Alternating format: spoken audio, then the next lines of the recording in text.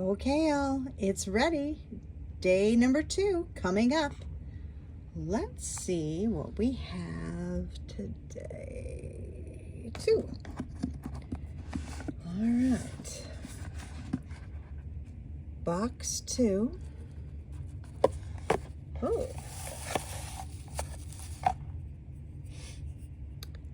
Okay, Commune. This is a body wash. It's kind of an interesting container. It's metallic, so clearly like a recycled aluminum kind of a thing. Body wash. All right, let's take a closer look.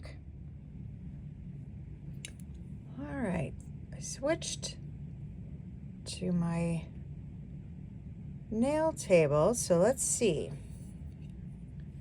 Let's see what this smells like. Ooh.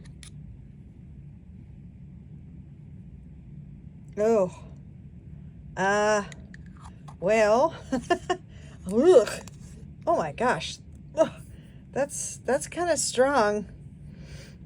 Well, that would definitely wake you up. It's, I don't know, it's got kind of almost a camphor bite to it.